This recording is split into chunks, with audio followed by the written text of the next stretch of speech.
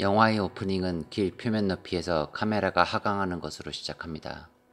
길보다 낮은 위치에 주인공이 있습니다. 기우입니다. 안녕하세요. 건축가가 보는 영화 속의 시공간 박진택입니다. 오늘은 6번째 시간으로 상승과 하강을 보겠습니다. 공짜 와이파이 못 쓴다 이제. 기우는 곧바로 무선 와이파이 연결을 찾기 위해 핸드폰을 집 천장으로 올립니다.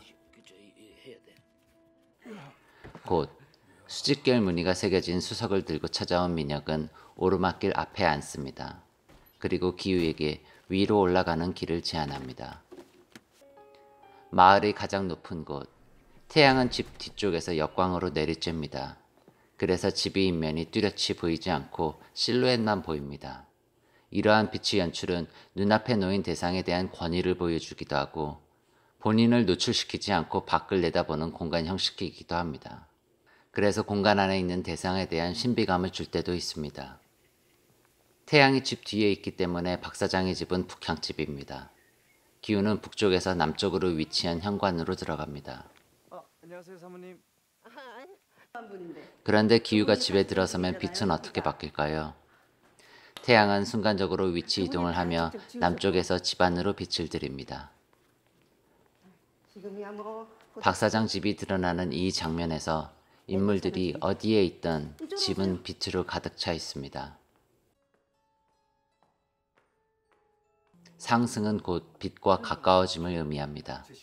그래서 태양이 높이 있을 때 기우는 집에 들어가고 태양이 떨어질 때 집을 나옵니다. 이쪽 업계선 나름 신선한 케이스. 근데 또 그 친구 수업이 유니크하면 연규의 이 장면은 박 사장의 모습과 겹쳐지지 않나요? 연규와 박 사장만이 하늘을 배경으로 이런 장면이 잡힙니다. 두 번째 방문. 기우가 기정을 데리고 집에 들어갈 때입니다. 대낮입니다. 하지만 집에 들어가자마자 시간은 밤으로 바뀝니다. 제게는 장면 전환이 가장 어색했던 부분이기도 한데요. 아마도 빗속에 드리워진 근세의 지하실을 암시하기 위했던 것은 아닌가 합니다. 이때부터 기택의 모든 식구들이 박 사장의 집에 안착할 때까지 박 사장의 집은 낮으로 바뀌지 않습니다. 반면 기택의 가족이 기생을 모의하는 장면들에서는 낮으로 표현되죠. 아마도 기택 가족 주변을 밝게 표현함으로써 기택 가족이 저지르는 범죄 아닌 범죄, 즉 기생을 하나의 삶의 방법으로 보이게 하는 듯합니다. 영화에서 빛은 실제의 시간 경과와는 상관이 없습니다.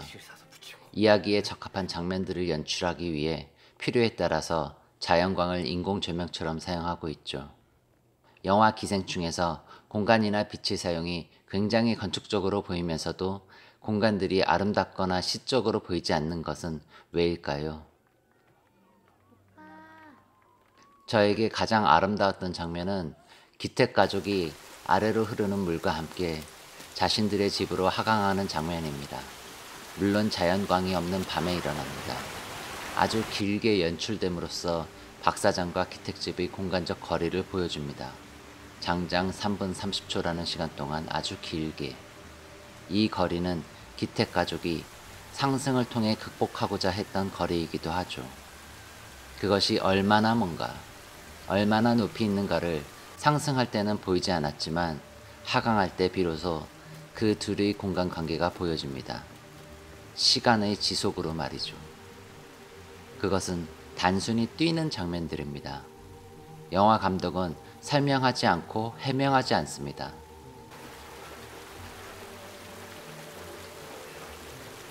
기택은 아무도 모르기에 된 거라고 기정과 기우를 위로합니다. 그리고 집에 빨리 가서 샤워하고 쉬자고 합니다. 자, 집으로 가자. 자, 가서 씻자. 그러나 침수되어 똥물로 가득한 집. 다시 강조하여 말씀드리지만 숨겨져 있던 공간의 위상이 드러나는 장면입니다. 가장 자연스러우면서도 가장 드라마틱한 연출이었다고 생각합니다. 이게 뭐야? 여기 그냥 있어요. 여기 똥물이야 똥물. 창문이 열려 있었나 봐. 그럼 여기까지 건축가가 보는 영화 속의 시공간 6번째 시간이었습니다.